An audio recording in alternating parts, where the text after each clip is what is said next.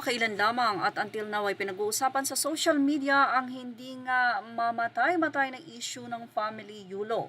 Lalo na ngang nag-init ngayon ang nasabi nga pong issue matapos nga na mag-post at magkomento ang ama ni Carlos para sa kanyang ina. Ito ay para maipagtanggol sa social media na nais nga ng ama ni Carlos Yulo na manghingi ito ng sorry sa kanyang ina dahil sinabihan ni Carlos Yulo ang ina na magnanakaw.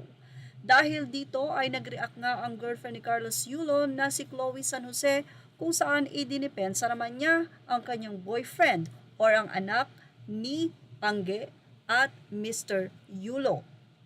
Dinipensahan niya kung bakit nga ba nasabi nitong si Carlos Yulo ang nasabi nga pong pagnanakaw na iyon. Narito po ang buong detalye na ngayon ay pinagpepiyastahan na naman sa social media. Kaakibat ng pag-announce ni Carlos Yulo na pagpunta sa Paris para suportahan ang mga Paralympics, narito ang naging mensahe ng ama para sa kanya. Masaya ako sa narating mo nak pero dapat mag-sorry sa nanay mo na sinabihan mo magnanakaw para luminis yung imahe mo. Dito na nagsalita din si Chloe San Jose. Sagot ni Chloe San Jose sa ama ni Carlos Yulo. Pasensya na po kayo tito. Alam ko po na hindi po ikaw ang nag-comment nito. Pero kung gusto niyo po talaga ng ganito, ba't hindi niyo din po sabihan na sinumpa po siya ni Tita Angge, nagagapang si Kaloy sa lupa before po siya mag-qualify sa Olympics last year. Sinabi po niya sa akin or sinabi po niya na kahit ilang rosaryo pa ang ipadala niya kay Kaloy ay hindi na po mananalo si Kaloy. Dahil dito ay tila naging negative ang feedback ng mga netizen kay Chloe. Say ng isang content creator na si Manang Marisa TV, talagang palaban si Goldie, lalong lalala ito kung ganyan. Well, ibang nanay maiintindihan si Angge dahil normal lang sa isang ina paggalit na lalo at di na nakikinig ang anak. Lahat na ng masasakit na salita ay masasabi mo kasi hindi ka na mananalo sa anak mo eh. Ganun talaga ang taong galit.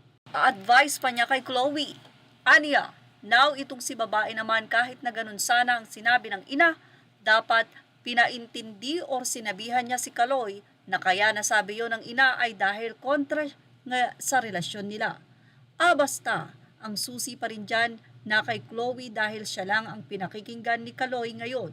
Kung maipapaunawa niyang mabuti ang dahilan bakit nasabi yun ng ina sa anak, malamang magkakaayos pero dahil iba ang upbringing ni Chloe, malabo sa ngayon na mangyari yun. Hindi naging maganda ang impact nito para kay Chloe San Jose although may mga nagsabi na ilang beses na pala silang nag-reach out at nais na mag-sorry. Pero hindi daw ito sapat dahil tinanggap na nga ni Mami Angge ang kanyang pagkukulang at nag-sorry na. Makikita rin na inaantay na lamang ng pamilya na mag-message si Carlos pero wala itong ginawa. Bagkus sa kanyang mga interview ay tila patuloy niyang pinasasakitan ang kanyang mga magulang lalo ang ina sa pagsasabi na si Mrs. Carrion ang tumayong pangalawang ina at gumawa ng paraan lahat para sa kanya. Ito'y dahil gumawa siya ng boundary at hindi nakikipag-ugnayan sa kanyang mga magulang. Well, ano masasabi niyo about dito? Ilagay na ang inyong opinion sa ating comment section. Images are all credit to the rightful owners. Thank you for watching Showbiz Now.